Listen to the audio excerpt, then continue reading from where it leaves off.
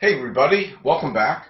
This is a follow-up video to the first video I did for Too Many Bones not too long ago, in which I had a solo two-character playthrough and tutorial for the game. This time around, it's not going to be so much a tutorial as a playthrough. So now I'm going to be able to focus more on playing better than I did the first time around, where I really wanted to demonstrate a lot of different aspects to the game and was more focused on making sure I was conveying what the rules were and how the game worked. Less so this time. This time I'll spend more time talking about why I'm doing what I'm doing, and I can just kind of think about trying to play better this time around as opposed to last time. Since my first video, I've made a bunch of fixes and some enhancements to my program, so hopefully we won't run into a lot of the bugaboos that I had the first time around, although there wasn't anything super critical, but hopefully this will be a smoother ride. My video was still aimed at newcomers to the game, or people who are interested in checking it out, seeing what it's like to play solo. So if you're an experienced player, I would still welcome your viewing of this video, and if you see anything that I'm doing wrong or that is in need of correction, I would certainly welcome any comments in the appropriate section below. Okay, so last time in my tutorial video, I chose the Tyrant Nom, and we were playing with Boomer and Picket. So this time around, I am going to select probably a much easier Tyrant. Last time I failed right at the very end, so this time I'm going to pick somebody a little bit easier to tackle. Of course, it doesn't really matter until you get to the end anyhow, but I'm going to go with Malmesh, probably the easiest Tyrant, the best Tyrant to start with for newcomers to the game, and frankly, relatively speaking, I can still consider myself a newcomer to the game. I haven't played that much, and nor have I spent a lot of time focusing and thinking about strategy, so I am still probably bottom of the rung, but I do have a pretty good handle on the game and certainly on the rules and the various characters, at least the various characters that I'm familiar with. I should say again, before I go much further, that I have written this program for my own personal enjoyment. I love doing this. I do it with a lot of the games that I play. And I enjoy, but it is just for my personal enjoyment. I don't make it available to other people because of support and other problems. So if you do ask for a copy, I'm going to kindly decline. But get the game because the components are so terrific, and frankly, when I'm playing, I would certainly prefer to use my components rather than my program, unless, of course, I was traveling or something like that and didn't have my components with me. Okay, so Malmesh is going to be our Tyrant. So last time we did Boomer and Picket. This time we're going to go with Tantrum, who is one of the more advanced characters, or I think one of the more advanced characters. And Patches will be our second character in the game. Malmesh, as I said, is a little bit easier. Tantrum, I'm not sure how to describe Tantrum. He is, I describe him, I guess, as a berserker type character. He is all about managing his anger and his rage, and for the purpose of getting benefits. Patches, much easier to describe, and Patches, on the other hand, is probably one of the easier characters to start with if you're very new to the game and you're just getting into it. Patches is a medic and is out there to support his fellow gearlocks and making sure that they stay away, trying to keep himself healthy and at the same time trying to keep his teammates healthy as well. Uh, I'm still going to be playing in the greenhorn mode, which gives you a couple extra benefits, because I'm personally not ready to move on. I don't feel I am, and honestly, I am not the type of player who just wants to challenge myself that much. I would prefer a slightly easier ride. So. And who knows what the game's going to throw at me this time. Frankly, last time I got a bunch of different encounters that weren't didn't involve fighting so much, and I have a feeling this time around I'm going to be paying back for that, and who knows, I might get overwhelmed. I don't know if I'm going to go all the way through here, but we'll go as far as we can, and we'll see how it turns out. Last thing before I go further, I do have to make a great shout out to a fellow Board Game Geek user. Brian, his BGG alias is Exodesta. I'm hoping I'm pronouncing that correctly, Brian. He helped me tremendously in understanding how Tantrum worked and what the intricacies were, and great thread that we had on BGG. So Brian, thank you again for all your help. Hopefully I will not make any mistakes, and I'll present Tantrum accurately. Okay, so I think we're ready to get underway. Okay, so because we're playing in greenhorn mode, each of the characters is going to start with an extra 2 health, 2 stats, plus 2. So Tantrum is going to have 6 health, whereas and Patches is going to start with 7 instead of 4 and 5, which is their typical starting health. Tantrum starts with a rage skill here in the slot number 1, as well as a couple of consumable counters. In number 8, his axe collector, where he keeps track of the number of axes he's picked up and can use for some range battle. He is a melee character, but if he can get some axes, he can use them at distant enemies. He also has a body count die here in slot number 16, where he keeps track of all the enemies that he personally has defeated, or at least that he was responsible for the killing blow. Okay, so because we're playing in greenhorn mode, we get the plus 2 health. We also get to have 1 starting training point before we begin the game.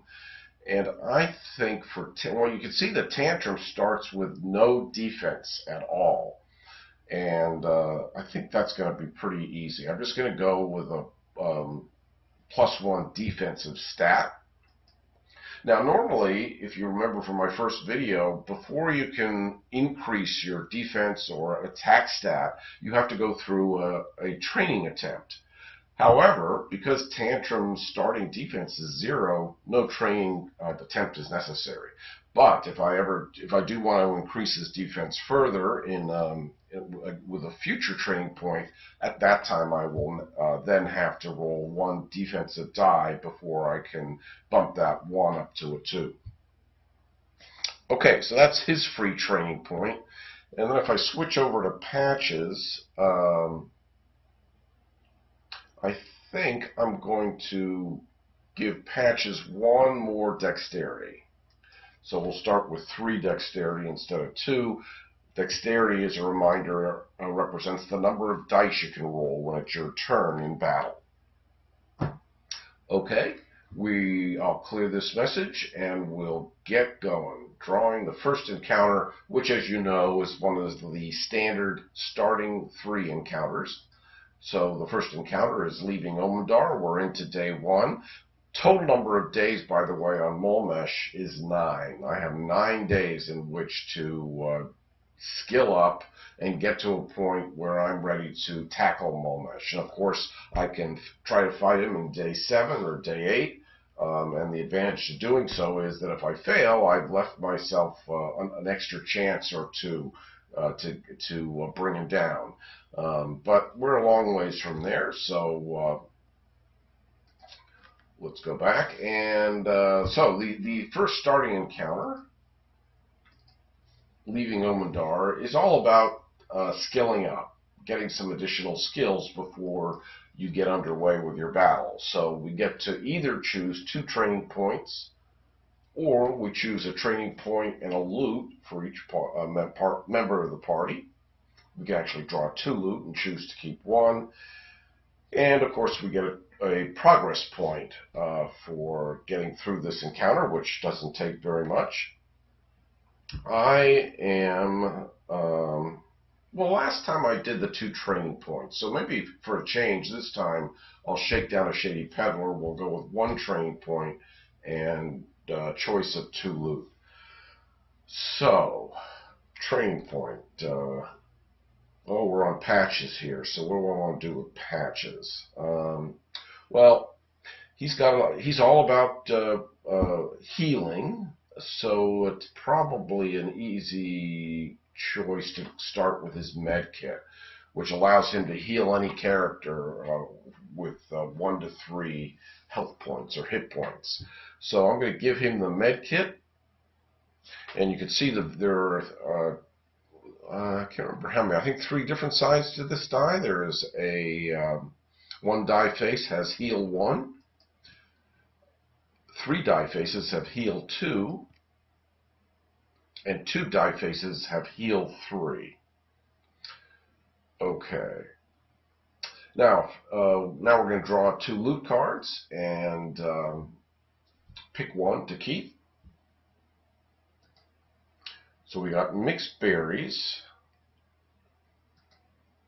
and a Tuaran gem. So mixed berries is a healing kind of potion. You crush some berries up and you get some healing out of it. You can either get heal for 3 hit points if you're in the midst of battle, or if you're resting, you can heal for 5 hit points. And the Tuaran gem is just something to trade away in exchange for a trove loot. I think I'm going to go with the mixed berries. I think I'm going to need healing more than anything else. Maybe not so much for Patches, but for Tantrum. So I might end up giving the mixed berries to Tantrum. In fact, I think I definitely will give the mixed berries to Tantrum. I'll do that during the recovery phase. I'm going to get rid of this Tuaran gem. And in fact, well, all right, let's go to Tantrum. Let's just see what he gets. So for his starting skill, I think I will bring in. So he's got 3 different counters to keep track of his rage. He gets some basic benefits with his rage 1 die, if you will. He gets a better benefits if he exhausts a rage die, and he gets even better benefits if he exhausts his rage die. Of course, these are all sequential, so you start here, and then as you move up the chain, you get into the 2nd tier, and if you have the 3rd die, you can move into the 3rd tier. This is going to be a lot more clear when we're in battle, so I'll explain how his rage meter works when we're there. But for now, I'm going to give him his rage skill, his 2nd rage skill. And let's draw some loot for him. So we got mechanical assistance. I don't remember that one. Oh, increase your dexterity by 3 for this turn. Okay, well, that's kind of nice. And secondly, he draws utility parts. That was actually one we did draw in my tutorial video last time. Unexhaust 1 die. And in fact, I like this. It allows you to get a 2nd use out of one of your better skills during battle. So utility parts, boy, I think I'd like to keep utility parts for Tantrum as well. I'm not sure how that's going to work out. But for now, let me get rid of mechanical assistance. It as great as it sounds, I think I'm going to have to pass on it and go with my utility parts. Okay. Now, do I want to? Now we're into the recovery phase. We've gotten our loot. We've gotten our training points. We also get a progress for the first encounter. Let me record that before I forget. We need 6 progress before we can fight Momesh. Question is, do I want to swap this loot around right now, or do I want to think about that? I really want to. I'm not sure who I'm going to give the utility parts to, but I do think that since Patches focuses on healing himself and healing his teammates, I think I'd rather give the berries to Tantrum, at least for the time being. So I'm going to swap those and give those to Tantrum. So now Tantrum has both the mixed berries and the utility parts. I can swap the utility parts to Patches, but it all depends upon where we which skills I select going forward. So let me just have Tantrum hold on to both of those, and I may swap them back around next time or somewhere further down the line. Okay, so recovery phase, everybody's at full health, so we're going to scout and see who we can turn up in the distance if we want to scare anybody away. So Tantrum is going to scout. And we see a Cobalt tracker. Okay, so the thing about kobolds is, or at least a Cobalt tracker is, they have very low hit points, but no matter how hard you hit them, they are hardy and they will only take 1 damage. Generally speaking, when you're performing an attack against them, no matter how much you hit them, it's 1 point of damage. That's what hardy is all about. And compound we have seen before. Compound means that in round 1 of battle, the Cobalt tracker will roll 1 attack die. In round 2, rolls 2 attack die. Round 3, 3 attack dice, and so forth. So he's the sort of baddie that you want to try to get rid of early on, clearly, because he's going to become very dangerous if you let him stick around the battle map for too long. However, he is pretty easy to bring down. You can see he's very high on the initiative list with 6. He's at the top. So he is going to probably be going first no matter what. But he only rolls at least that 1 attack die in round 1. I will not move him to the bottom of the deck. I'll leave him on top. So he'll be the first baddie that we encounter. Now let me switch over to Patches. And again, I will scout for Patches. And we see a dragon hatchling. Did we see one of these last time? I can't remember. We certainly saw one before that had the engulf skill. I happen to like the engulf skill. The engulf skill means that if there are any friendlies or bad guys adjacent to you when the dragon hatchling strikes, he will hit both of you with his full amount of damage. Now, he only rolls 1 attack die, and he is ranged, but with this engulf, if I can manage to make sure that my character is adjacent to baddies, I can have Dragon Hatchling's help in bringing his fellow baddies down. So I'm going to keep him on top as well. So he's going to be the second guy we encounter as far as baddies are concerned. And we've got our loot, we got our training point, we got our progress. We're moving on to the second day. So, number 2 of the starting special encounters is hardly out the gate. This is our first taste of battle. And we can either hail the guards for help and have them deal 1 true damage to every baddie at the beginning of every battle round, or we can go in and just do it ourselves. And if we do, we get 2 training points instead of 1.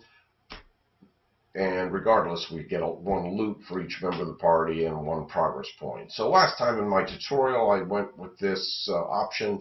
I'm going to do the same thing again. So I'm not asking for any help from any guards on any wall. I'm just going to do it all myself. So because it's day 2 with 2 characters, we are going to have a battle here with 4 baddie points, meaning we're going to be fighting 4 one-point baddies, and 2 of which we already know who the first 2 are. So let's get underway, and hopefully we'll have a pretty smooth going of it. So we're rolling, pretty good roll there for Tantrum, although he's got 2 6s above him. And Patches is right below him in the initiative list. And now we have to choose a starting point for Tantrum. So if you recall, this game is all about positional play and who you want to tackle first. Should your guys be close? Should they be far apart? It's a very tight battle map, and a lot of the strategy of this game is how you play this. It looks simple, but it's very, very challenging and makes games very interesting. So who do we have here? So here's our Cobalt Tracker, who is Hardy. That was the first guy we scouted. And this is our Dragon Hatchling. Both of those guys are ranged, and they both have very high initiatives. They're the top. They're going to be the first 2 that strike. Usually ranged characters, I think, in general, have high initiatives. On the front line over here, we have a Dire Wolf Pup with 3 health, rolls 1 attack die. He's not so bad. I'm not too worried about him. And over here, we have a Cobalt Green Thumb, who is also hardy and has 3 points and rolls 1 attack die. So as you can see in this first round of battle, this first fight, it shouldn't be too bad. I guess I'm more concerned than anything about these 2 hardy characters. So where do I want to put Tantrum? I guess I'm going to have, because of this engulf, I want to keep Tantrum and Patches apart. So I'm going to have Tantrum go after this guy, I think. Yeah, I'll have him face off with this guy. Both Tantrum and Patches are melee characters, so they go on the front line of our side. And now Patches, I think I want to have him go after this hardy guy and take him out early. That means I'm going to keep him away from Tantrum, so I'm going to put Patches here. And I guess these are 2 male characters, so I don't have to worry about saying he or she and getting that right. And who knows what the gender is of the... I never want to get too close to the baddies to find out what their gender is. All right, we are going to start with top of the initiative list. So this is going to be our Cobalt Tracker. Cobalt Tracker goes after the weakest member of the party, so that would be Tantrum. And let's roll. 1 attack die. Well, that's a good way to start. We got a bone.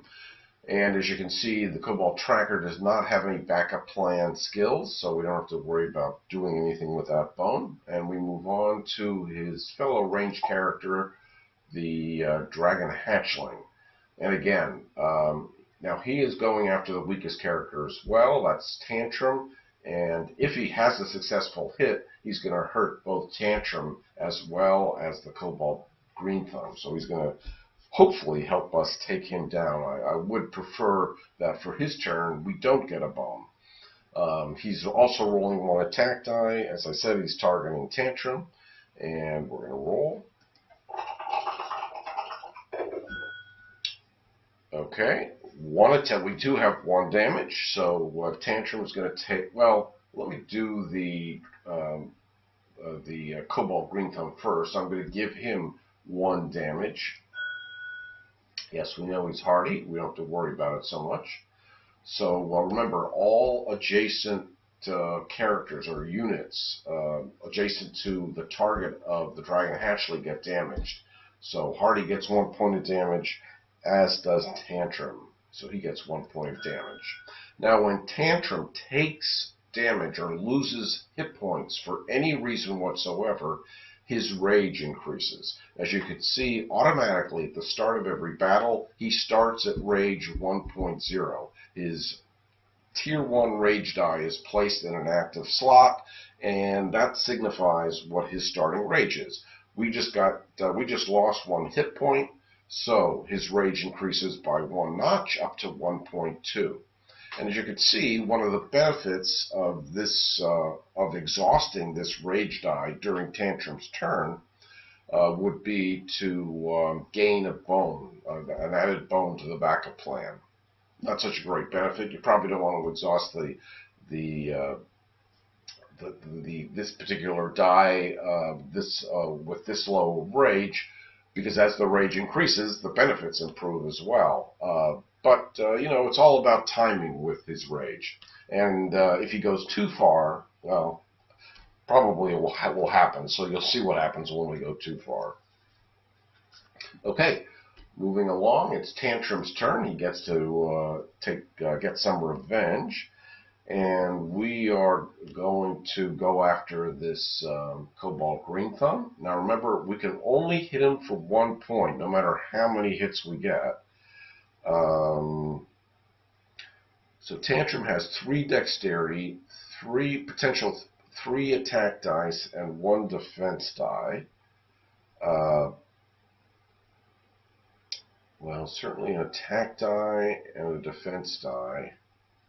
And I guess for my 3rd dexterity, we'll just do another attack die. We don't really have anything else to throw at him. We haven't developed our skills enough yet to have some other die that we want to roll. These are all counters, these dice. The rage and the axe and the body count, those are all counters.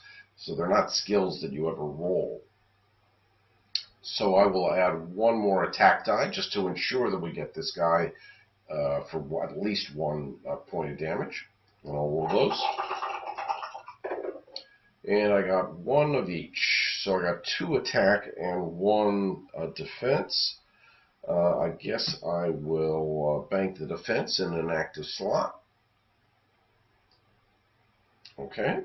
And we'll take away 1 more point from the Cobalt Green Thumb. Now, anytime Tantrum performs an attack, he also increases his rage by 1 notch. So remember, rage goes up for Tantrum for every hit point he loses on his health, and for each attack he gets 1 more notch on his rage. So we go bump up now to 1.4, and as you can see, the benefit for exhausting that die is 2 bones as opposed to 1 bone. I bet you can figure out what the benefit is for exhausting his next rage die, but we'll see that when we get there. Next up is Patches. Okay, so Patches has a med kit that he could roll. Of course, we don't need it yet. And Patches is a melee character and is not in melee position, so we are going to have to steal 1 of his dexterity to get into position. And this is the guy we want to go after. We want to get these hardy guys off the map as soon as possible. So Patches is going to advance 1 space. So his dexterity for this turn is 2 instead of 3, because we just spent 1 dexterity for movement. And therefore, I'm going to use 1 attack die and 1 defense die and see how we do. All we want is just at least 1 hit. Okay, well, we got a bone, but we did get our 1 hit. So I'll add the bone to the backup plan for Patches. There are no backup plan skills that he has for 1 bone. And we'll take 1 point of damage away from the Cobalt Tracker. So again, he's hardy. Even if we had more points of damage, he would still only go down by 1. Next up, lane 4. The Cobalt Green Thumb will be attacking Tantrum. He rolls 1 attack die. And we got 2 hit points.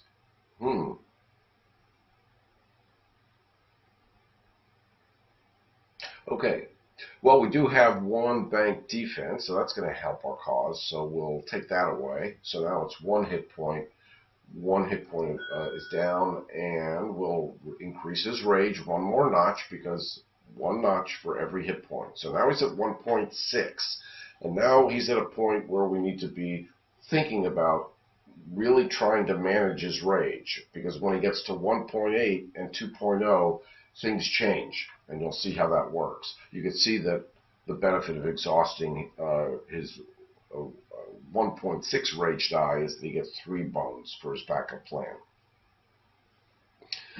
So hopefully, I'm not sure who's the yellow guy's going after Patches, but these guys are probably going to go after Tantrum again in round 2 of battle. So I have a feeling his rage is going to go up a little too high for our taste, and we don't have any way to manage it at this point. He only has 2 ways to manage his rage: a backup plan. But he doesn't have any bones yet. He can either get angrier or spend 2 bones to try to calm down, and his anger management skill, which I will probably think about getting next time, but we don't have it now. All right, so it is the who is this guy? He is the Cobalt Green Thumb. Wait a minute, it's not his turn. Sorry, it is this guy's turn, the Dire Wolf Pup. Okay, so he's going after Patches. Rolls 1 attack die. All these guys are pretty easy as far as attack dice are concerned. 1 point of damage against Patches, so one point down from Patches. Moving on to round 2. So Cobalt Tracker again is going after Tantrum, and I have a feeling his rage is going to increase a little too far for our taste. This time it's round 2, and because he's compound, he's rolling 2 attack dice against us. And, oh, well, he got a bone, but he also got 2 hits, so it's the same as getting 2 1s on his roll. That's not really what I wanted to have happen, but I kind of had a feeling that was what was going to happen. So Tantrum loses 2 hit points. And he can't use any benefits of his rage when it's not his turn. He can only do something with one of his rage dice when it's his turn. Because it's not his turn right now, it's the Cobalt Tracker's turn. His rage is going to go up by 2 notches, 1 for each of those lost hit points. He's going to max out on his Tier 1 rage die, and he gets to 2.0 and shows a breakdown symbol. And I'll tell you more about what that means when it is Tantrum's turn. Moving on to the Dragon Hatchling with Engulf. If we get a hit here, it's going to bring us dangerously close to dying, but at least it will take out the Green Thumb. However, if we get 2 hits from this 1 attack die, that is going to be trouble. And I certainly hope that doesn't happen. We have a 1 in 6 chance, so I almost don't want to look. Sometimes my luck doesn't go my way. Okay, we got lucky. We got 1 hit point of damage. That takes out this guy. So we'll let him get cleaned up. And 1 point of damage against Tantrum. This time we didn't get any notice about increasing his rage, because his rage now is at maximum. He can't go any higher than 2.0 on his Tier 1 rage die.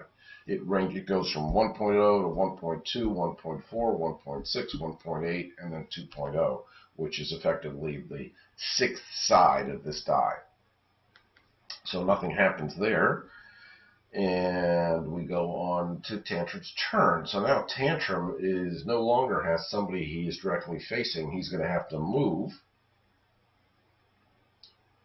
And I guess because he's only at 1 health, we are going to have to make use of these mixed berries sooner rather than later. I was hoping to hold off having to do that, but remember, in battle we can heal for 3 hit points with the mixed berries. So I will use them up and increase by 3 health points for Tantrum. So hopefully that'll keep him alive a little longer.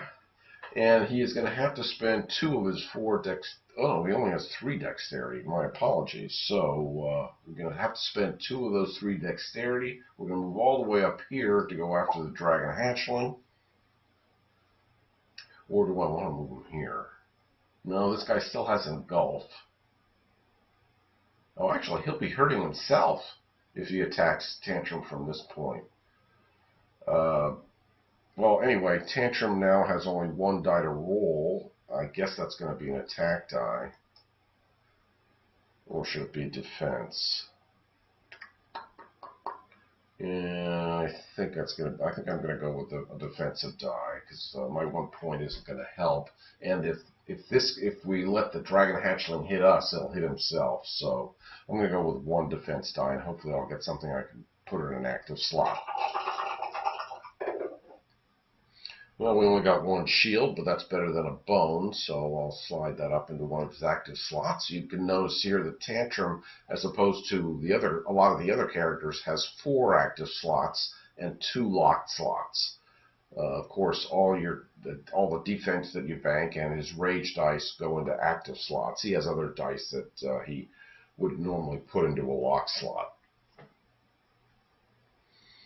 Okay, and again, his rage doesn't increase because it's already at max, and I can't do anything about bringing it down. So because it's showing the breakdown symbol, it's going to reset all the way back to 1.0 at the end of Tantrum's turn as soon as we move on to Patches. Nothing I can do about that. So as you can see, Tantrum's rage has been reset to 1 because he had a big breakdown, and he starts all over. This is the start of Patches' turn, and Patches' innate skill is that he heals himself for 1 HP at the start of every one of his turns. He is at 6 health right now instead of his max of 7, so he is going to heal for 1 hit point and bring himself back up to 7. Okay, I think... Do I want to roll the med kit?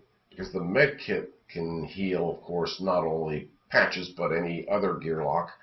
So do I want to roll that right now and try to bring Tantrum up to full health? Because a couple of good hits from these 2 ranged characters, and Tantrum could be hovering back down at 1 again. Yeah, I think I do. So I'll roll the. He's got 3 dexterity. I can't roll more than 1 attack and 1 defense, so I will add the heal die to that. And as you remember, we either get 1, 2, or 3 heals out of this heal die. So whatever we get, we're going to use it to heal up on Tantrum. Okay, well, we didn't get a defense. We did get 2 health, so we'll bump Tantrum up to 6. And then back to Patches. We will add the bone to his backup plan. He's now at 2. And that, of course, this backup plan action allows him to heal a gearlock for 1 hit point. But the 2 was still certainly better than 1. And he got 1 hit. That will take out the Cobalt Tracker. So 2 down, 2 to go. All right, and we have to exhaust his medkit die because it has been used. And now we'll move on to the yellow lane, which is the dire wolf pup, who is attacking Patches again, rolling 1 attack die.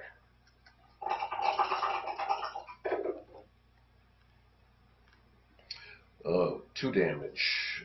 Don't like to see those 2s. That brings Patches down to 5. And we move into round number 3 of battle. Hopefully we can get these guys gone now. So the dragon hatchling this time is going after Patches. He goes after the weakest of the 2, and because we just healed Tantrum up to full health, now he's targeting Patches. So a little bit of a switcheroo here. 1 attack die still. Okay, we got 1 hit, so we take 1 hit off of Patches, and we take 1, whoops. That was 1 hit. Yeah, he was at 5, he's down to 4, and we take a hit off of the dire wolf pup. has the lashback skill when he's being attacked by a melee character who's adjacent to him, not by a ranged character. So I suppose if this guy, well, you would never see engulf on a melee character. He would have to be adjacent to Patches, rather, to take some damage on himself. But that's hopefully, see, that's what I was hoping was going to happen when he went after Tantrum, but I raised Tantrum's health too quickly. Didn't think about that. So that was my mistake, but I don't want to take any chances about Tantrum getting too close to 1, because it's still going to take 4 turns to come back to him before he can do anything about his health, or before Patches can do anything about his health. Anyway, it is Tantrum's turn, and he, well, we don't have any skill dice, so I guess we're rolling 1 attack and 1 defense again against the hatchling. Oh, we can't roll the defense because we already have 1 banked. I guess I'll roll 2 attack dice. And now, do I want to re-roll this guy, or just go? Well, I would have to. Maybe so. I guess I'm going to re-roll this guy and just hope for a better number.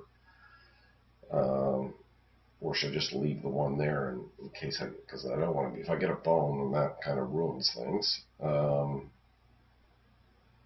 Well, I'll try to re-roll this and see if I can get a 2 out of it.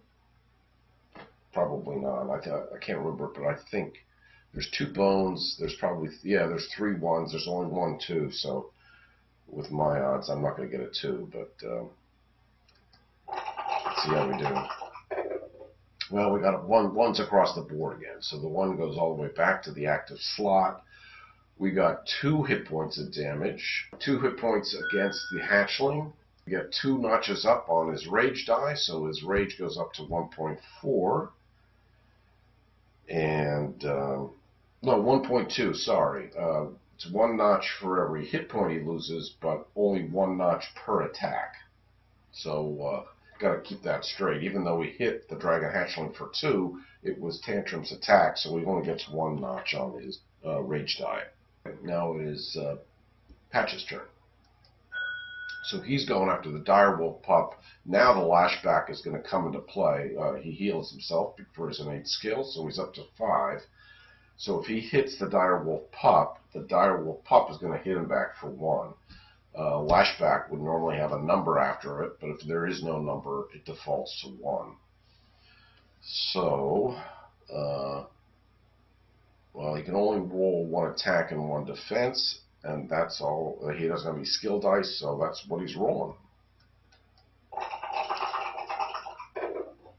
Okay, we got a 1 and a 1, so the 1 gets banked in an active slot. We decrease, we take away 1 hit point from the dire wolf pup. But Lashback causes 1 hit against Patches. He now has this 1 defense die, so it's just going to bounce off that shield. So the shield goes away. Okay, and it is the dire wolf pup's turn to go after Patches himself with 1 attack die. And he gets a 1, so Patches is down to 4. And now we are into round 4 battle. We're going to get these guys down. They're at 1 health each, so hopefully we can just take them out this time around. That probably should be fairly easy doing. Okay, so who are we? I look at the message, and we're going after Patches. Yeah, he goes after the weakest, so he's targeting Patches. Rolls 1 attack die. 1 hit point against Patches, and he has the engulf skill. That's going to take out the direwolf pup. And now it's just up to Tantrum to take out the dragon hatchling. I don't know. I guess I'll re-roll this. I don't think it matters. I think unless we get 2 bones on our attack, which is kind of unlikely, but I've seen it happen. Should I just go with 3 attack and make sure we take this guy out? Yeah, I guess that makes more sense. Alright, so 3 attack. Gotta make sure we take this guy down. well, yeah, so we got our one. We got two, so that was more than enough. He's gone. Ends the battle. All the dice come back to the to our player mats in their normal position.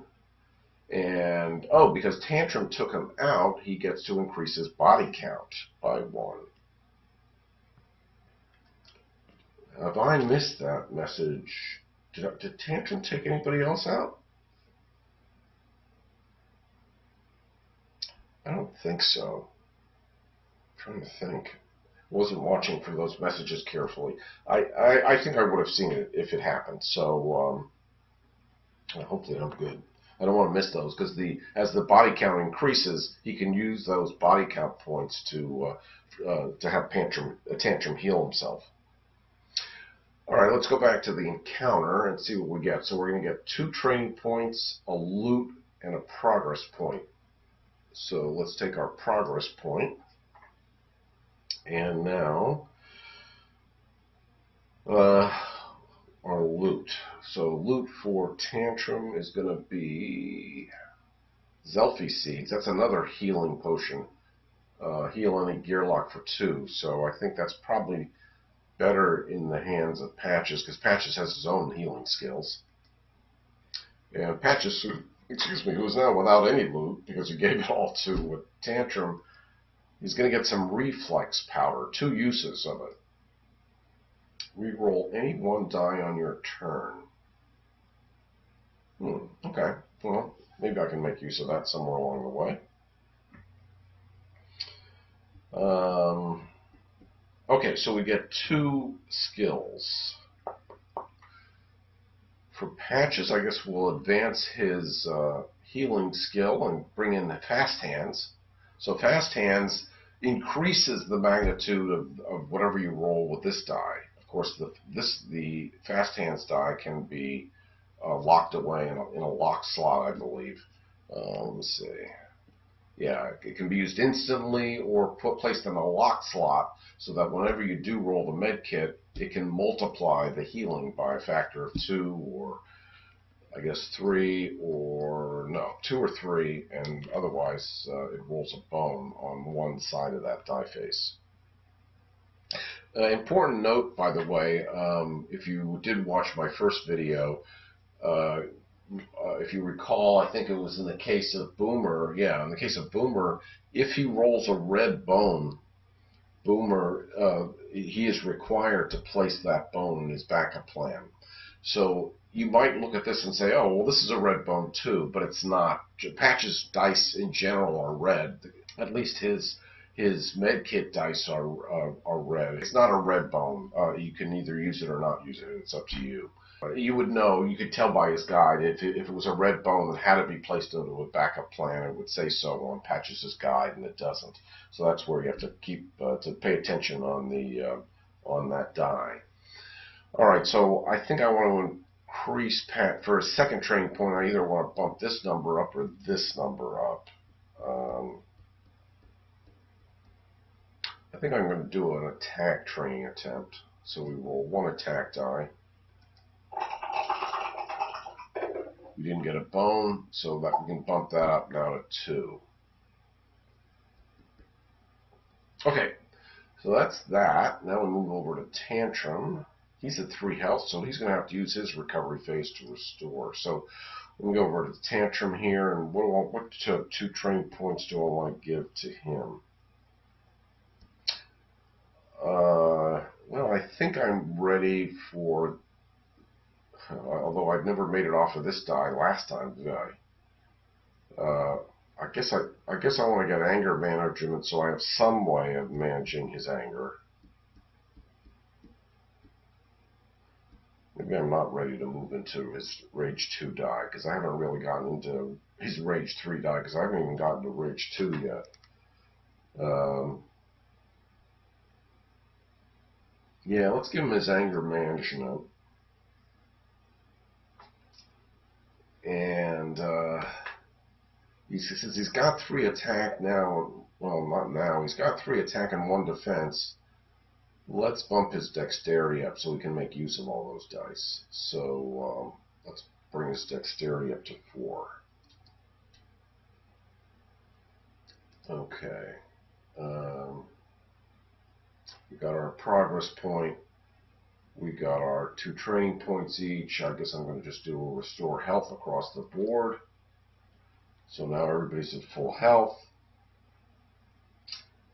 And, oh, wait a second. Wasn't Tantrum already at full health? Yeah, he was. I don't think, yeah, he was at full health because we just healed him. So I just kind of wasted that. And I'm going to let him scout. So I'm going to get an error message here saying that he already spent his recovery, but in fact he didn't. I suppose that's a feature I can add to my program that doesn't allow you to recover to full health if you're already at full health. Okay, but for now I am going to have Tantrum scout, so we are going to see an error message about him already using his recovery. Yes, we're going to do it because he didn't really recover. He didn't have anything to recover from. So it's another Cobalt tracker. I guess we took the first one, so we're going to take this one as well. So he's at the top of our list. And I think we're ready to move into the third encounter, the third special starting encounter. Yes, advance the day. And we're crossing the Cibron. So this is the last of the 3 starting encounters. If you remember, this one does not involve a battle.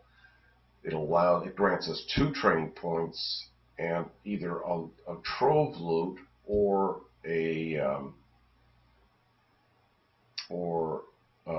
extra training point, or a training point or trove loot. But to get the trove loot, you have to hire the mole gnawer. I never choose that. I just hate the mole gnawer. It involves they come back to haunt you, and you have to play this game of dangerous darts with them. Not my cup of tea. So instead, we're going to roll d6 twice, and if we get a 1 or a 2, it means the Tyrant card is going to rise to the top of the deck. Hopefully that won't happen. So first roll of a d6. Okay, we got a 5. That's not a 1 or a 2. That's good. Next roll. Another 5. Okay, that's great. Okay, so nothing bad happens there. We get a training point and 2 progress points. So 2 progress points. And now I get to think about training points. So for Tantrum, it's time to really bring in a skill, I think. And my favorite of his skills is Way of the Wild. This is one that allows enemies to lose their skills. So, for example, if they're hardy, you can take it away from them. But as we get into higher and higher BQ points, baddie points, the 5s are going to start coming in now, and the 5s have even worse skills. So I think Way of the Wild is going to be handy. And frankly, yeah, that's a good reason for him to have utility parts. I'd rather get 2 uses out of this die than 2 uses out of, well, that statement may come back to haunt me, but because we do have the selfie seeds, I think we're okay on the healing side of things. So if I can get 2 uses out of this, if I even need it, maybe I won't, but I want to keep utility parts with Tantrum. So he has the utility parts in the selfie seeds. I have to give Patches his training points, so let's shoot over to him. He's got the reflex powder. What does that do again? Reroll any die. Do I want to go into the stim kit line? So stim kit is even more healing, but with a little bit of a risk. I'm not quite ready. I think I'm going to bring in the bone saw. Bone saw is making use of one of the saws he uses for healing, but to turn it around and use it as a weapon, a melee sword, sort of like a melee sword. So we'll use his bone saw skill. And by the way, last time I made a couple of goofs because when I'm working with my program, and it's somehow different with the dice in your player mat. When I'm working with my program, sometimes I think I messed up at least once, possibly twice last time around, choosing skills that you're not allowed to, like the Zapak you can't take, without having first taken the med pack. So now if I try to enable Zap Pack, I get an error that says, nope, you can't. So that'll prevent me from making that mistake again. All right, I guess we're going to be scouting now. So we'll have Patches Scout. A Griffin Yearling. Ooh, Flight. Okay, so Flight, I don't know if we had any of those last time. Flight means that half the time they're up in the air and you can't target them. On the other hand, he only has 2 health, but he does roll 2 attack dice. I suppose if I move him to the bottom, it could come back to haunt me, and I could get even a worse baddie than that. But I think I will take advantage of my option to cycle him back to the bottom of the deck. I will. Do I want to do that? Yeah, let's move him to the bottom.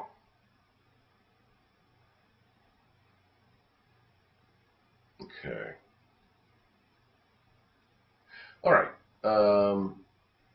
Everything else taken care of.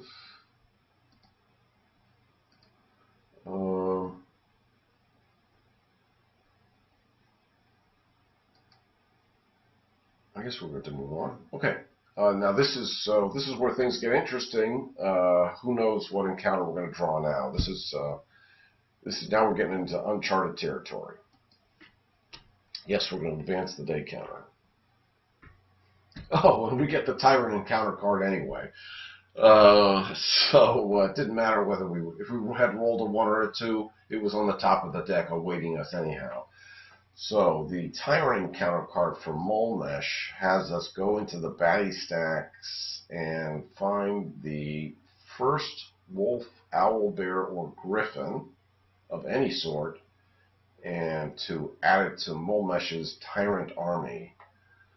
It gets placed on Molmesh's card. Basically, that's what the point of this box is for. So for that, we need to bring up the baddie stacks. So we have to look for party size of 1 or 2, search for a 1-point baddie. So I am going to view the 1-point baddie deck.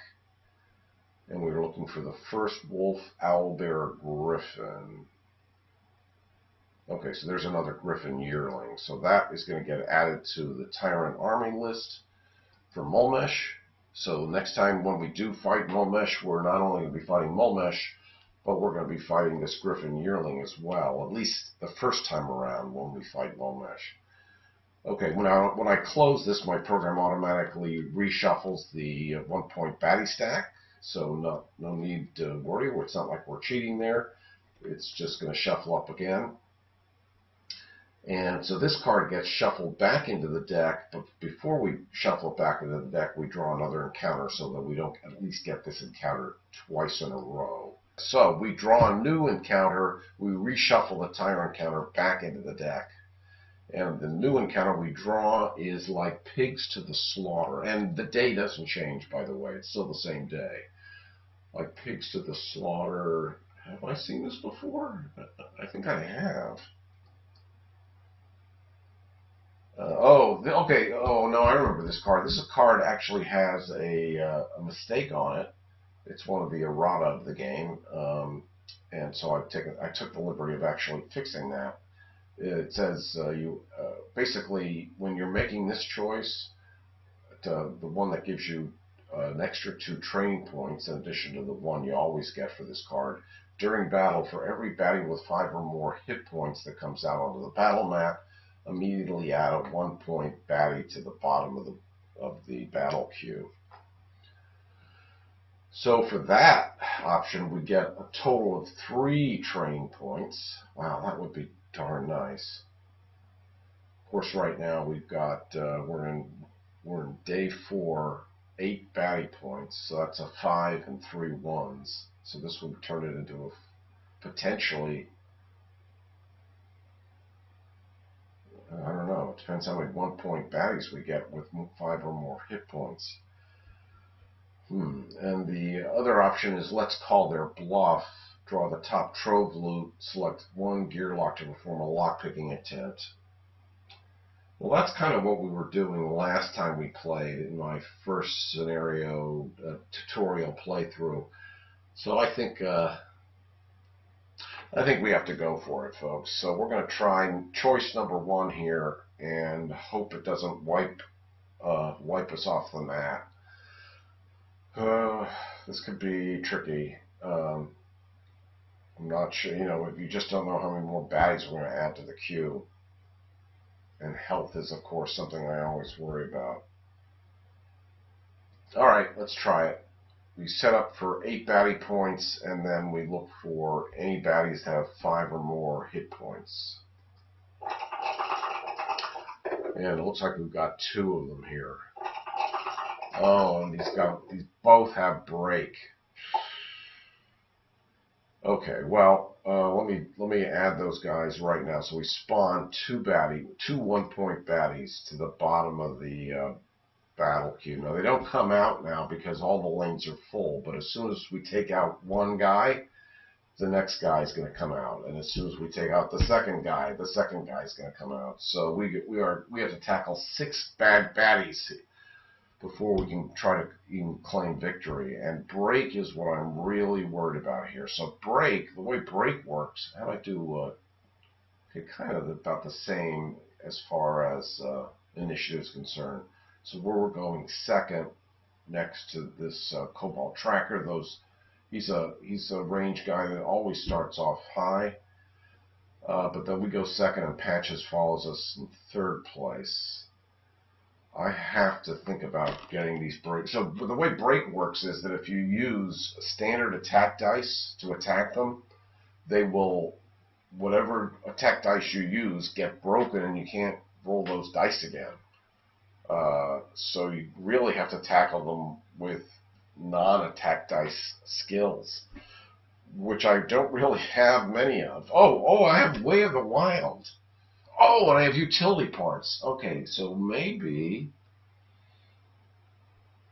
if I can work this out, I can have Tantrum use Way of the Wild on both of these guys and take out their break skill.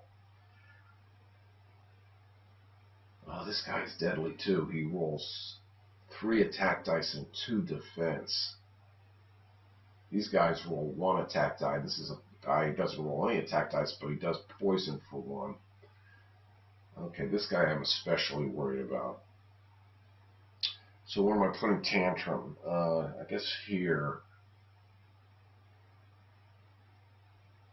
Although, maybe I should put Maybe I should put Tantrum here. Who was the more? Okay, so Tantrum has 4 dexterity. I think Patches only has 3. So Tantrum can afford a move. So I'm going to put Tantrum here. And since he comes first in the initiative list, if I can have Tantrum move up, use his Way of the Wild to take out, as long as he doesn't get a bone, to take out this guy's skill, then Patches can follow up with a hit. But I really would like to take this guy out right from the get-go. 3 attack dice, 2 defense dice are really tough to battle against. I guess I am going to put, I will put, yeah, I'm going to put Tantrum here, and I will put Patches here, but of course, boy, if Tantrum doesn't get a good Way of the Wild roll, things are going to go downhill really fast, because we don't have any other way to fight these guys other than with attack dice.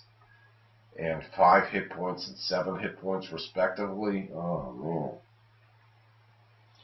Alright, don't worry about it until you have something to worry about, right? Let's move into the first initiative, which is our... boy, and this is a guy I would normally want to take out right away because he's hardy. And compound is what I'm most worried about. But I'm more worried about this guy. Okay, who's he attacking? I wasn't watching. He was attacking the weakest. That would be Tantrum. Okay, so he's going after Tantrum with 1 attack die because it's round 1. Oh, and we get another bone. That's a good way to start again. That happened to us last time. Okay, Tantrum's turn. Now, of course, his rage always resets the start of every battle, so he always starts off at 1.0.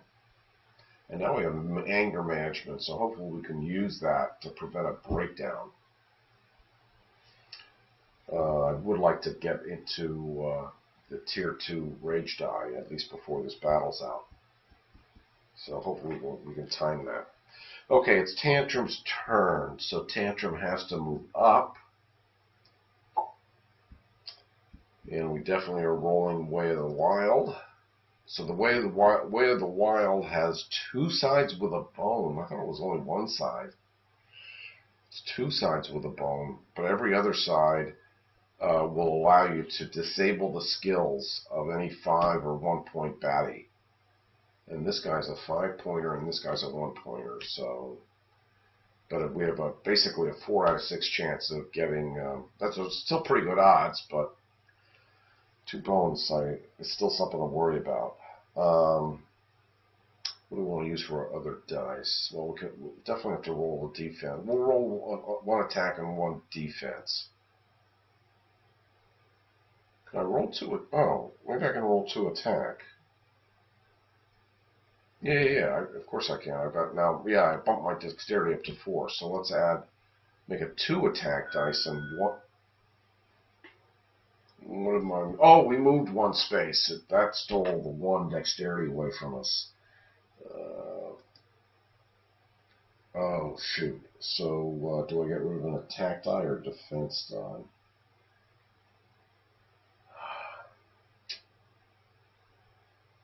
I wonder if we could possibly take 7 hit points. Is there any way we can take this guy out? We would have to have 2 really good rolls. Between Tantrum and Patches, I would really like to get this guy out before round 1 ends. Let's go all attack. So let's take away the defense dice. The defense die. So we're rolling our Way of the Wild and 2 attack dice. This is the symbol we want to see when we roll Way of the Wild.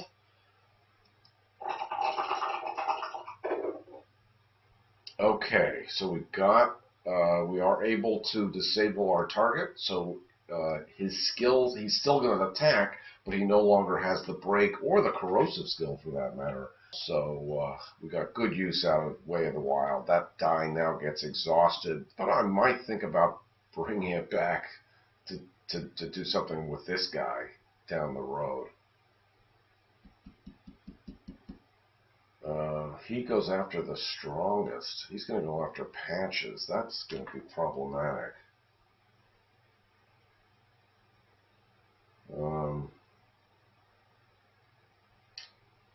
We got to definitely, boy, if we don't take him out, he's going to slide down here, and now he's going to be hard for Tantrum to get to. Shoot. Oh man. Anyway, we got what do we got? We got 2 attacks, so he's down to 5. We get to bump our rage up for that attack, so Tantrum's rage is now at 1.2.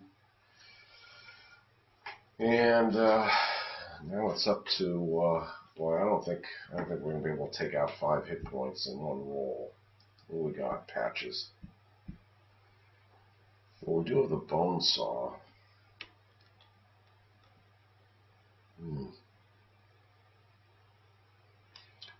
What does the bone saw give us? So it has 2 sides with 1 damage, 2 sides with 2, and 2 sides with 3. Oh yeah, okay. Well, I don't know what these 1-point baddies are, but I think I want to use. I gotta try to get rid of this guy. So we're going all in. So we're definitely rolling the bone saw. And I can roll 2 more dice, so it's going to be 2 more attack dice. We're going to need a 3, a 1, and a 1. If I get a bone, we're in trouble. Unless I get a 3 and a 2. Oh, jeez. This is bad news, folks, if we don't get rid of this guy. If I ever needed a good roll, this is where I need it. We got our 5. We got 5 hits. 2, 1, 2. That'll do. Pig, that'll do. Okay. He drops down. He's gone. So did we just kind of waste? No, we didn't really waste. We didn't waste the Way of the Wild, because we would have lost those attack dice for the remainder, both Tantrums and Patches attack dice for the rest of the battle. So definitely not a waste. Okay, but unfortunately we have to retire this bone saw. We can't use it again. But now, when it's this guy's turn, we can slide him over here and have Tantrum try to get back his Way of the Wild using that loot, and try to take out his break skill as well.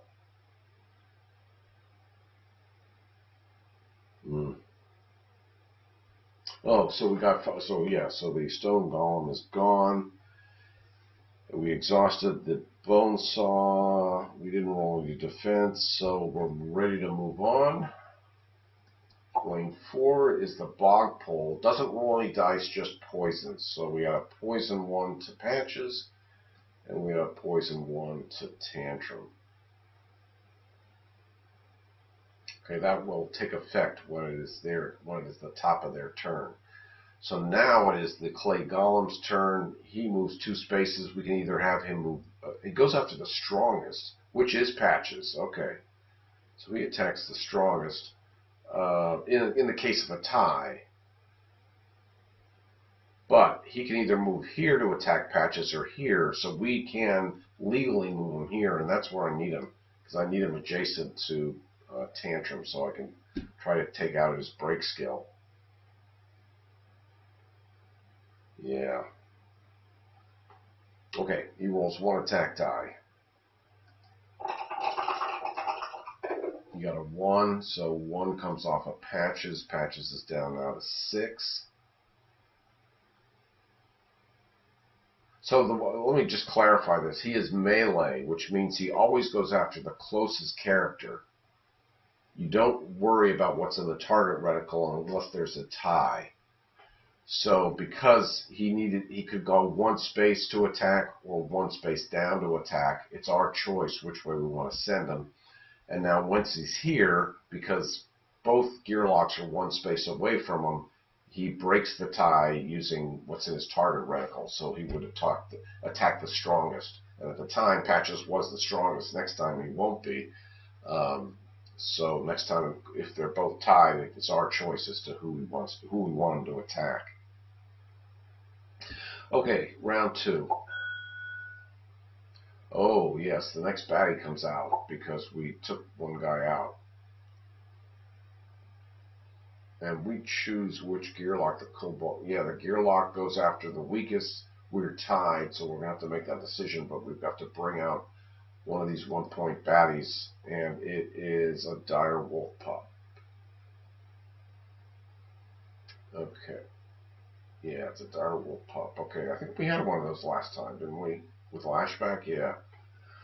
Alright. The baddies change depending upon which tyrant you're fighting, if you recall from the tutorial. So you get a different mix, so you don't really get poison guys when you're going after Nom like last time. I don't think you do, but because of the bog, any of these bog characters will often have poison. Bog is this little green thing that looks like a mushroom. Anyway, you do see a lot of poison, so we are going to have to worry about that going forward. Okay, so who do we want the Cobalt Tracker to go after? Well, we have the Zelfie Seeds, but Patches has built-in healing, so I guess we're going to have him target Patches.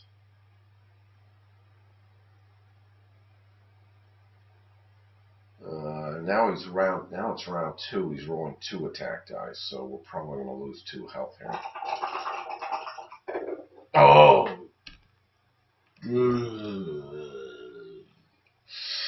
This does not portend well. 4 hit points against Patches. Man, if he doesn't stay alive, I don't know what we're going to do. We need his healing. Although, yeah, so he has backup plans that can heal us. And he still has his med kit and his fast hands. Jeez, this is not good. He may have to heal himself. Oh man. All right, moving on. Oh, and it's no, it's not Patches' turn. It's Tantrum's turn. Tantrum, because of the poison, loses 1 health, and he increases his rage because that's 1 lost hit point. And this goes away because it only lasts for 1 round. Okay, Tantrum, who are we going after? Oh, we're going after this guy. We gotta bring back Way of the Wild. Yeah, so we are going to make use of utility parts. Unexhaust 1 die. Okay, so we're bringing back Way of the Wild. And we're going to add that to our roll. Okay, so you want, I guess I can add a defense die because his dexterity is up to 4 now, so I will add 1 defense. Here we go. We got it. We got it. Okay, so we get to disable the break skill of the clay golem. This now is permanently exhausted. We get to bank a 1. Oh, and we got 3 hits. Wow, that's pretty nice. Okay, so we bank the 1. And okay, this might be a little bit of a cheat, but how did the Way of the Wild work again?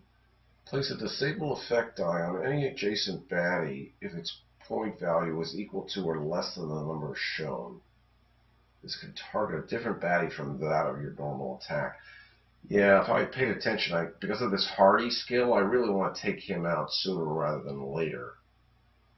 Of course, well, I wouldn't have known how many attack skills we would have gotten. I would have, frankly, if I had thought about it, I would have targeted the hardy guy, but targeted this guy for the Way of the Wild skill. So I'm going to do what I would have done, and just no matter, even if I rolled 3 attack, I would have only been able to take 1 off of this guy. But that is what I would have normally wanted to do. That's what I would have wanted to do, because I can't afford to have him rolling lots of attack dice going forward. We do get a bump up on our rage skill, on a rage die. We don't get it for this because there was no. Well, you can only do it once, 1 attack per turn. So even though we're attacking 2 guys, it's 1 attack per turn. One bump up, 1 uptick on the rage die, no matter how many attacks you perform. So we're doing that correctly. And have I done everything else? So we got 1 damage away from this guy. We got him disabled. We're moving to Patches' turn.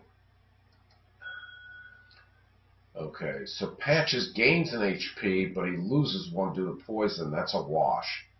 So he just loses. This goes away, and he doesn't lose HP. He loses 1 and gains it right back. So, but they happen simultaneously. Anything that happens at the start of your turn, which is the case with poison and Patches' innate skill, they happen simultaneously. So even if Patches was at 1 health, 1 away and 1 added would have netted out to 0, so he would not get knocked out in that situation. Just a little rule note there. Okay, so what are we going to have him roll? Yeah, I guess his full to it. Or should we heal? Should we heal? This guy's going to be around for a while. If we have Tantrum focusing on the hardy, he's going to be around at least 1 more round. And then this guy's going to go after Patches as well. I have to do something about Patches' health here. All right, well, let's give him a defense die to protect against future attacks. Or should I use both Medkit and Fast Hands? That can heal him all the way back up to 7. So Fast Hands, I think, yeah, it goes up to 3 multiplier, and this goes up to 3 health. So you could potentially get heal 9, which of course we don't need. But I'll take a heal 6 for sure.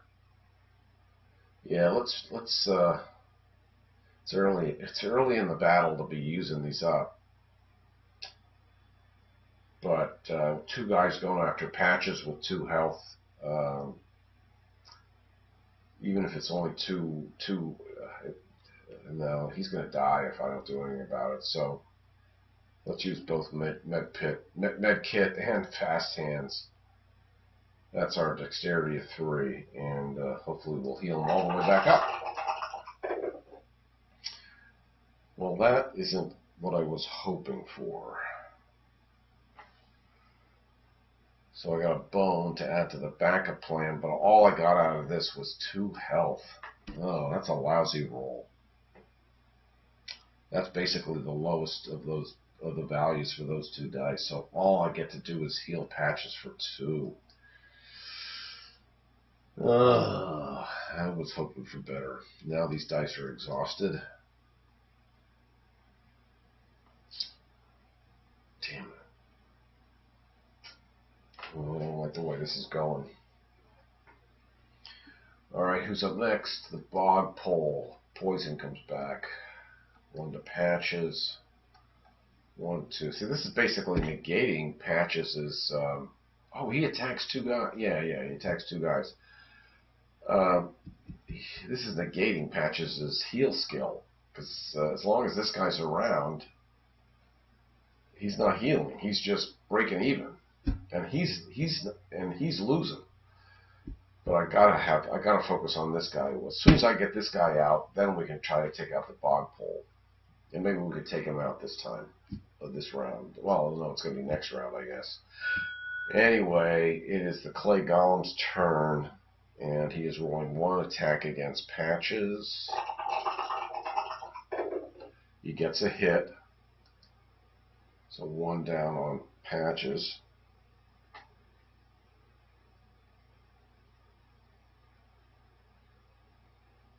Wait a second. Nope, I'm doing this wrong. I wasn't paying attention to my messages. Or did I get the right message? No, he attacks Tantrum, not Patches.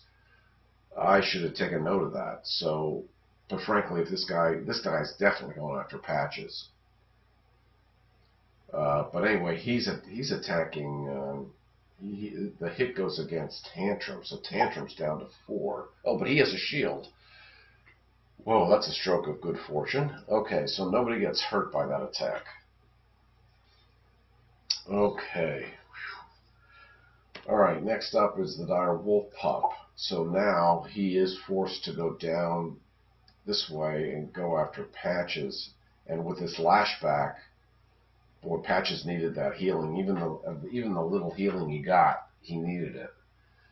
He's rolling 1 attack against Patches, which would have taken Patches out if I didn't heal. So, and he did get 1, so Patches would have been knocked out by now. But instead, he wouldn't have been because this guy went after Tantrum. But still, he's down to 3 hit points. Okay, we're into round 3. And we have 5 baddies still we have to take care of. Remember, we still have this guy up on the battle queue. Okay, so the Cobalt Tracker goes after, what was the message? Goes after the weakest. So he's going after, oh, it's a tie? No, he's going after Patches. Oh boy, and he's up to 3 attack dice. This could take Patches out.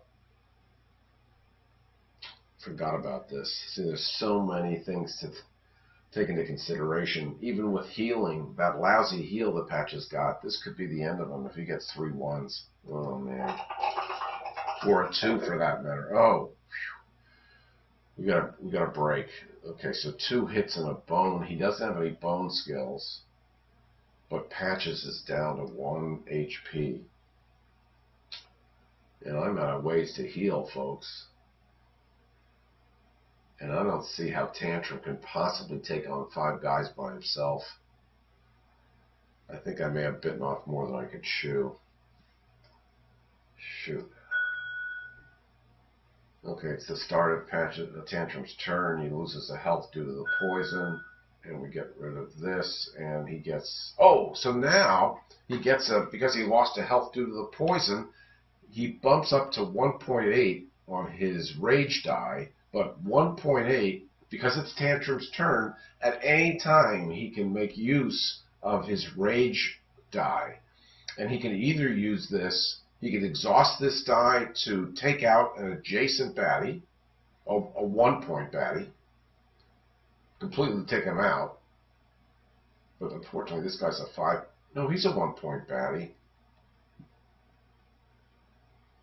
On the other hand, or he can activate, which does not result in this being exhausted. Instead, he just bumps this up. He replaces this with this die.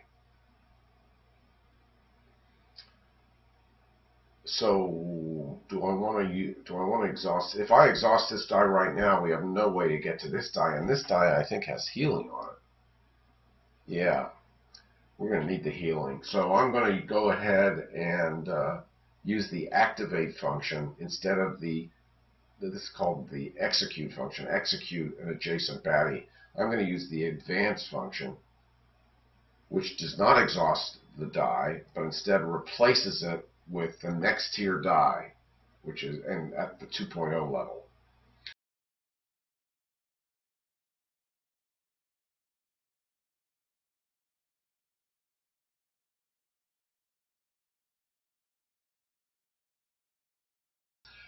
Anyhow, we got one uptick on the rage die. It took us from 1.6 to 1.8. At 1.8, we could either execute an adjacent baddie or advance to the next die, and I chose to advance to the next die because I want to try to make use of the healing abilities of this tier 2 die. Okay. Who was I targeting? Oh, I didn't even choose a target. I was targeting Hardy, so I guess we're taking this guy out. That's who I was playing. I should have announced that. To be fair, I should have announced that first. I haven't rolled. Oh no, wait, I haven't rolled yet, have I? I'm talking too much and I'm not thinking.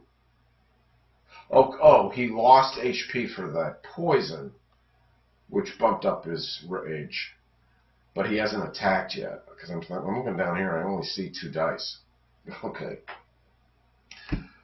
So,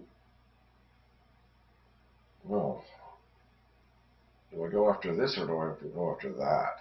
No, I can't afford to have him roll 4 dice against Patches, let alone 3. We got to take this guy out. So let's throw everything we got at him, which would be 3 attack and 1 defense die.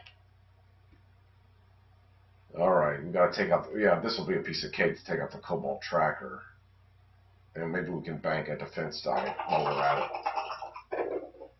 We do have the Zelfie, oh, we got backup plan. We do have the Zelfie Seeds, which allows us to heal any gear lock for 2. Okay, so we add those bones to our backup plan. And we got 2 hits. We only needed 1, and he was hardy anyway, so he's gone. And we bump up our rage. We uptick our rage 1 more.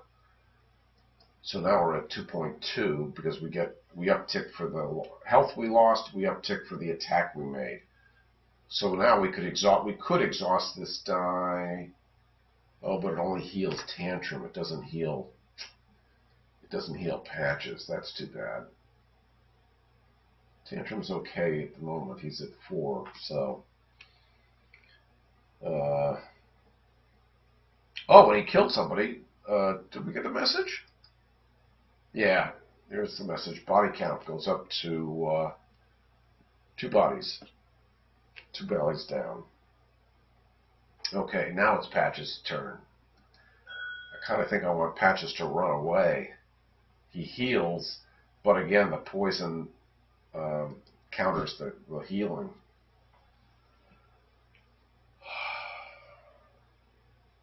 And we have with this other 1-point baddie's going to be coming out at the end of this battle round. What do I do with Patches?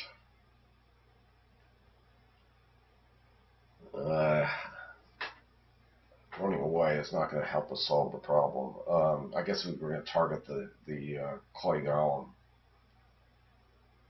He still has 5 hit points. If we target this guy, we're definitely dead because he has lashback, so the lashback would kill Patches, so there's no question about we either attack this guy or we run for the hills.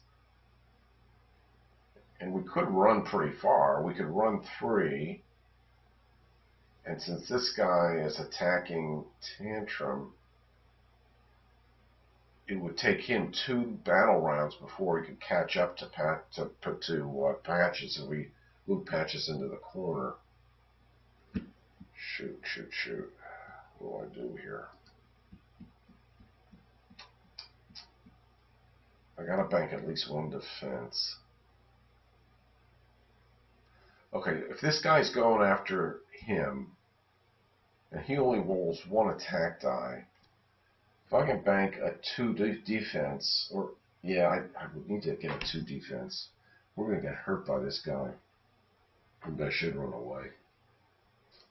If I ran away, I would only be able to, I'd have to go all the way over to the corner to stay away from this guy, because he can move 2 spaces. I can move here, he can move here, but then on my next turn, I'd still only be able to roll 1 attack die, 1 defense die, and I would still have 1 point of damage. So I guess we're rolling 2 attack and 1 defense, which is our maximum. And I'm hoping for a 2 defense. I guess even 1, but I'd prefer a 2. That would be a safer margin of error. Okay, we got 2. We only got 1 on our defense, so we'll bank that. But we've got 2 hits against the golem, so he's down to 3.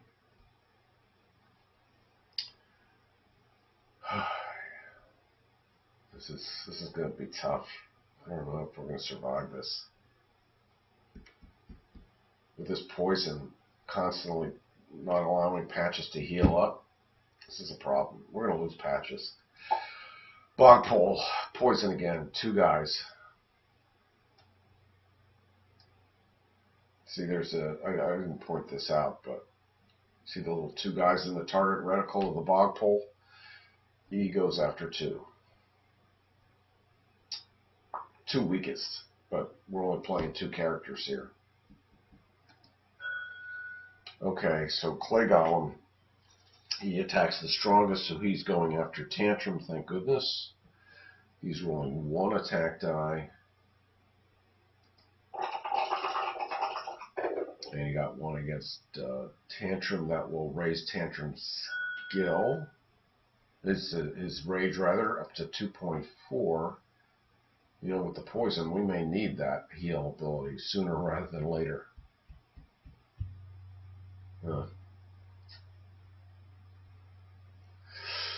Okay, Direwolf, this could be the end of Patches right here. Shoot. No, Patches does have one defense, but if this guy gets a 2, we're dead. Okay, that clears that out. Okay, Patches is hanging in there. Round 4. And the next baddie comes out. So we're still facing 2 guys.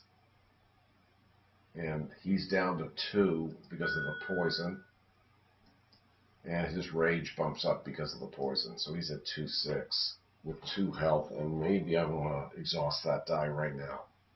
Because we don't have a tier 3 die to go up to.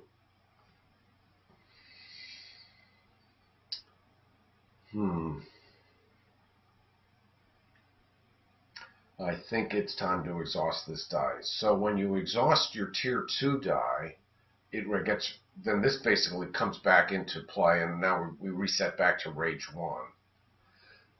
If you exhaust your rage 1 die and you still have your rage 2 or 3 dice, there's no way you're gonna make it get up to those dice. So the way you want to make this work is you want to try to exhaust your highest die, rage die first, and then worry about exhausting the next higher one, and so forth. We only have 2 rage dice for the moment, but I can exhaust this die to get 3 heal, and that only heals Tantrum. So that gets exhausted. The rage 1 die takes its place, resets to 1.0. All this is handled automatically by my program, and Tantrum goes up to 5 health. It goes up 3 notches. And we have a couple bones. If we can get to Axe Collector. Oh, crap.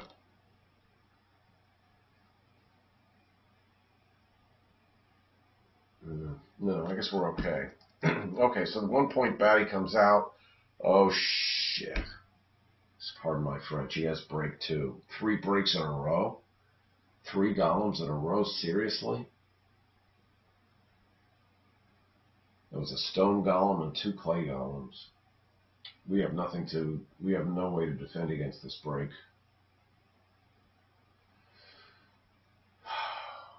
I don't know how this is going to work out. Oh, this is not good. The only good news is this guy is not going after Patches. So now what do I do with this guy? Do I try to take him out, or do I focus on this guy? I think I have to try to take the bog pole out.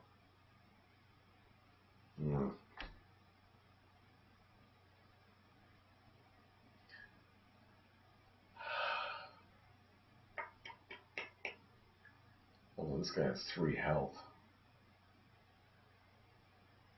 Well, this is tough. It's a tough one.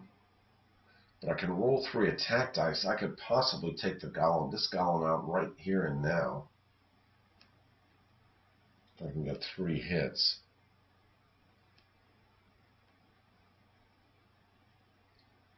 But then if he's just, I can't put it off. We're gonna have to face this guy sooner or later. Let's see what happens. We got more than enough hits. Wow. That was a nice roll. Fortunately, we didn't get any defense, which would have been nice.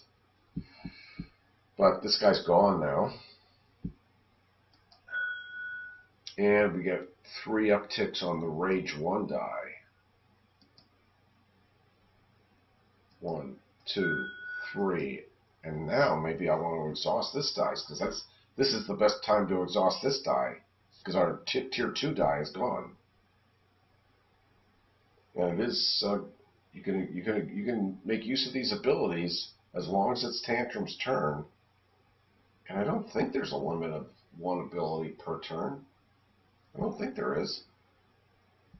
So I will go ahead and yeah, I'll exhaust this and add 3 bones to my backup plan. Oops, I hit the wrong thing. Add 3 bones to my backup plan. 1 more bone and I can get an 8+1, which means I don't suffer breakdowns. Fearless Rage is an 8+1 skill, but I have a feeling I'm going to need the Axe Collector. So I wonder if I should take that right now. Although we do have Recoup, which heals for 4 HP. Okay, time to go to Patches. Oh man. I can't attack the Dire Wolf Pup with Lashback. It'll take Patches out.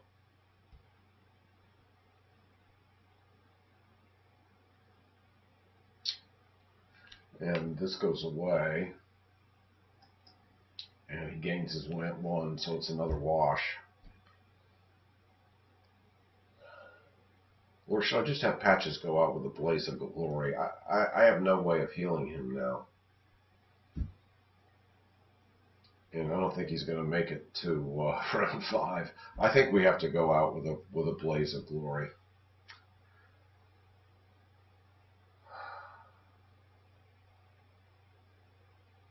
I'm sorry, Patches, but this is it. We're going all the way. If we're going to do it, we're going to just go all the way.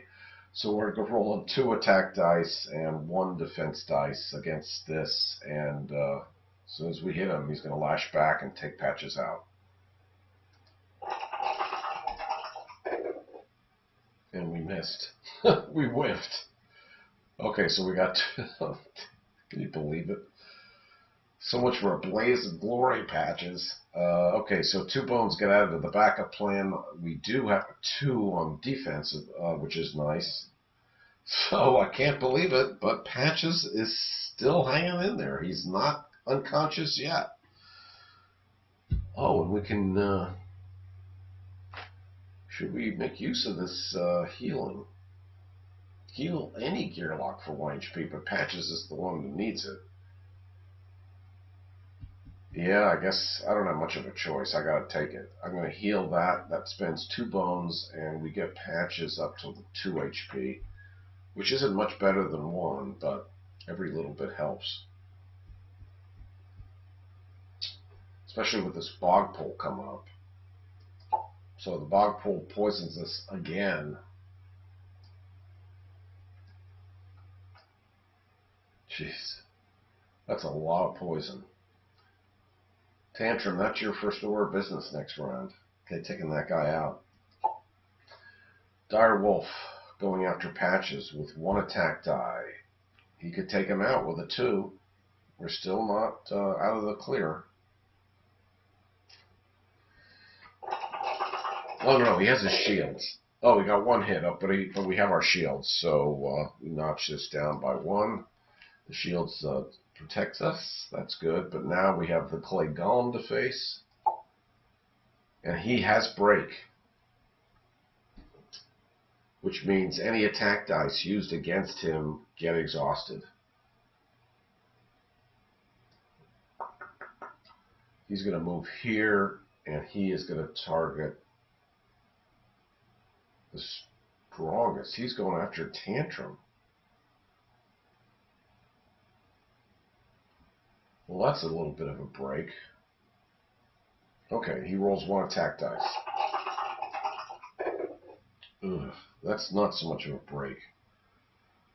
Tantrum's down 2, he's down to 3. That's not what I wanted to have happen. And now, of course, we don't get the message about rage because we don't have rage dice anymore. So we don't have to worry about tracking Tantrum's rage. And now we're heading into round 5. Remember, round 6 is the fatigue round, which means that everybody starts losing 1 health at the start of every round. Round 5. And he is down to 2 health. And the poison goes away. And we definitely need axes. I think it's time for the axe collector. Yep. We're going to spend 4 bones. That allows us to max the axe collector. That's the one thing we can use. That gets us a total of 3 axes. So the way those work is you can use 1 per turn, I think. And it has to be against... Oh, yeah, it's right there. During your turn, once per turn, deal 2 damage to any non-adjacent baddie. Doesn't count against dexterity. Okay, so this is what we're going to need to take out break, because this is not affected by break. Only attack dice, standard attack dice, are affected by break. Okay, so do we go after him or do we take this guy out once and for all?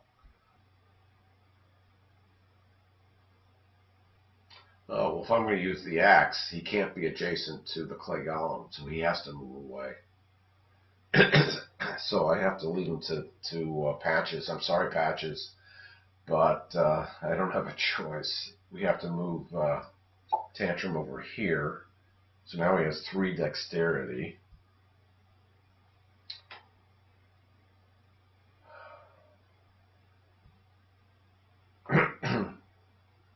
What do I roll here? 3 attack or... Oh, this guy has 3 health. He's not going to be that easy to take out.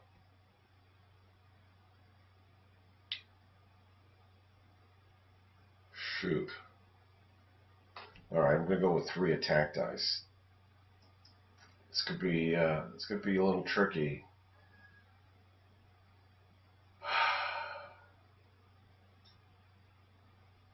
Boy, this could, I don't know. We're going to need some good rolls here if we're going to make it to the end of this and win, at least this battle.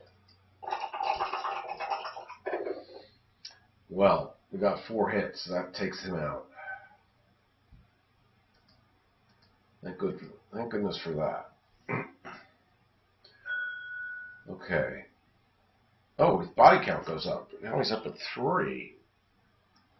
Body count goes up to 5. And you can exhaust body count. You can consume it, reduce it to 0 to heal for the amount showing. I may need that healing. Okay, so anyway, we've got to use our axe. So our axe count goes down to 2. This guy takes 2 points of damage. The break skill does not apply to the axe. Only applies to attack dice. It's now Patch's turn. And maybe... Okay, this goes away. Finally, we don't have the bog pull to worry about, so Patches can actually heal. But no, we're going into the fatigue rounds. So again, he's going to wash. He never got the benefit of his innate skill this turn, in this battle. What do I do here? Blaze of Glory again? But we're going into the fatigue rounds. Which is so, and he's furthest away from Tantrum. I think the thing to do here would be to go after this guy with everything we have, even though we're going to lose the attack dice, because this guy it's going to take him 2 rounds to get to Tantrum, and that's 2 points of health he loses due to the fatigue rounds. So we're going after the clay golem with 3 attack. Oh, I can't do 3 attack. Shoot. I can only do 2 attack and a defense. Oh, I can't roll the defense because I have a... Oh, okay, I'm going to bring this defense down and see if I can get a better number on it. See if I can get 2 defense. Patches, you're still alive. But after this, we're going to lose. He's going to lose both of his attack dice if he attacks the golem. But I think we have to go after the golem. Yeah.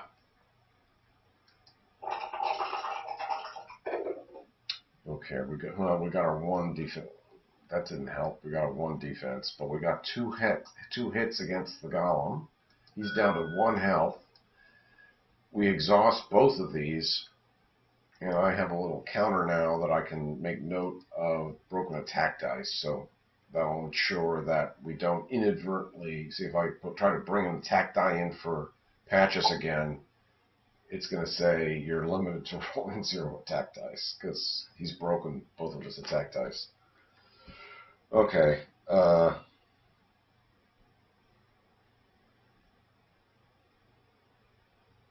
wait a second.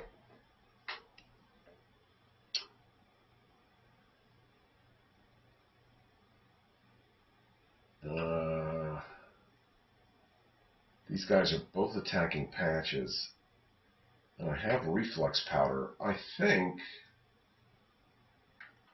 this is a risky move, but I have 2 uses of the reflex powder. If I can get this up to a 2, I feel better.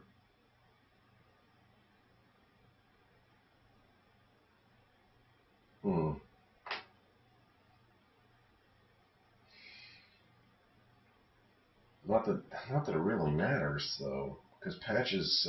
But if I can keep Patches here and keep him alive in the fatigue rounds, I can have these guys die from fatigue, and I can use body count to get Tantrum's health up. I may be able to pull this off. Okay, I'm going to spend 1 of these reflex powders. If you remember, that allows me to reroll any die on my turn. I am going to try to reroll this defense die and see if I can get a 2. Of course, if I get a bone, well, if I get a bone, I can heal. So that helps too. So, anything other than a 1. Waste of reflex powder. Okay, I'm not pushing my luck. I'll just stick with the 1 heal. but I think Patches is now going to be a goner. I don't think that was a waste. But you never know. You just never know. Okay, Dire Wolf Pup attacking Patches with 1 attack die. And Patches is near death. Well, near unconsciousness. They only get knocked out. They don't die. Oh, we have a shield. Oh, we have a shield. Patches, I cannot believe that you are still alive. Still conscious. Wow. Clay Golem's turn. He's attacking with 1 die. Okay, Patches, you're still going. Wow. Patches, you are the best. Okay, we are going into the fatigue. Oh, the fatigue rounds are going to take out. No, the fatigue rounds won't take out Patches because, no, he doesn't get his heal ability, his innate ability until it's his turn. The fatigue is going to take out Patches. Oh, that's a shame. But it will take out the Clay Golem. Okay, so we're down to 1 due to fatigue. He's dead due to fatigue. Patches is dead. Well, Patches is unconscious, knocked out due to fatigue. All of his dice get exhausted. They were already all exhausted. And now the Dire Wolf is down to 2. Lashback doesn't matter. It's fatigue. So I have to use my body count because the next fatigue round is going to do me in, and I can't afford to spend dexterity to go after this guy. I have to have him come to me.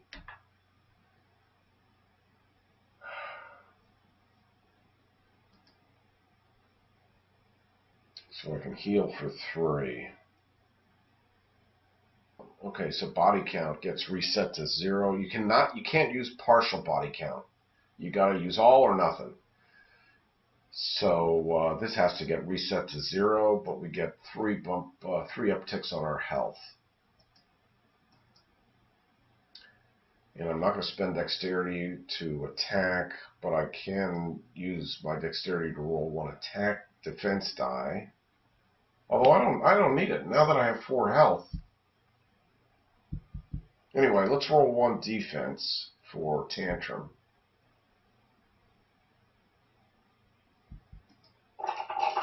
See if we bank something here. Okay, so we got 1 shield to bank. So now this guy is going to just move 2 spaces toward me. He's going to come over to here. And another fatigue round. He drops down to 3. And he drops down to 2. To 1 rather.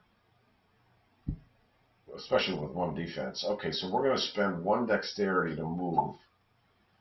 And how do I just throw all my attack dice at him, I guess. Yeah. 3 attack dice. We just need 1 hit. Wow. We survived. That was good. That was fun. That was a lot of fun.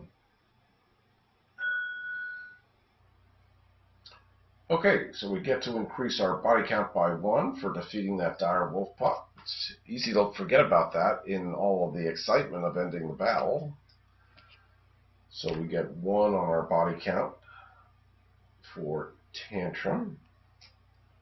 And now we get to reap rewards of our encounter. So we get our progress point, number 1. We get 3 training points and a loot for each member of the party. So let's draw a loot for Tantrum. Ogot Herbs, or is that Ogot Herbs? I think it's Ogot Herbs. 3 uses to heal 1 HP, only for yourself. At this rate, I should think about giving that to Patches, especially now that Tantrum has both of the healing loot. Let's see what Patches gets. Infused incense. What the heck is that? Roll 2 additional attack dice on your turn, not cost dexterity. 1 use of that. Well, could come in handy. Okay, 3 training points we got to think about. How do I want to spend training points? Well, let's try to get our defense up.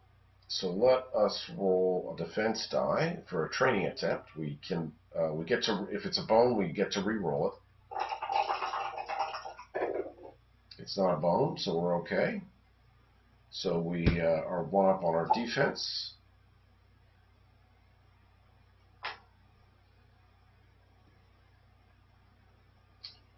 And for his other 2 skills, I guess since we made use of this, it's time to bring in the 3rd and last rage die. So this one allows you to inflict 2 damage on your target at all, as opposed to these, with the benefit varies depending upon where you are. Here you just get 2 hits. So you basically want to exhaust this die as soon as it's on one of these die faces that shows 2 hits, and you're ready to hit somebody for 2 damage. Okay, so that was defense and rage, and I guess what do I want here? So like a worm is a poison defense, a poison armor. Like a wolf is lashback skill, and like a kobold is a hardy skill. Intimidate, that causes your enemies to fall down on the initiative track. Cripple, reduce enemy attack stat.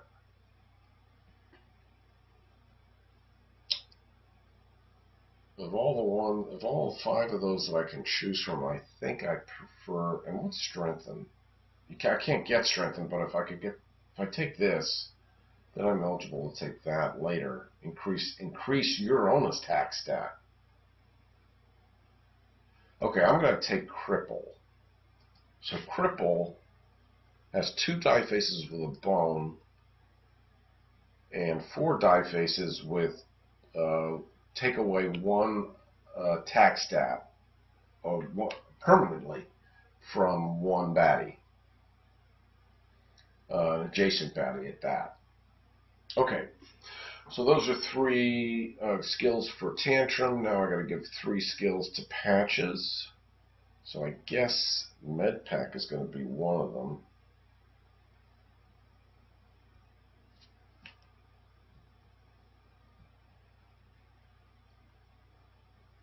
Well, I should probably try to improve his defense as well. Let's do a defense test for Patches.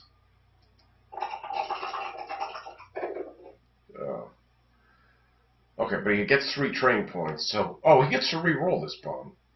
Oh,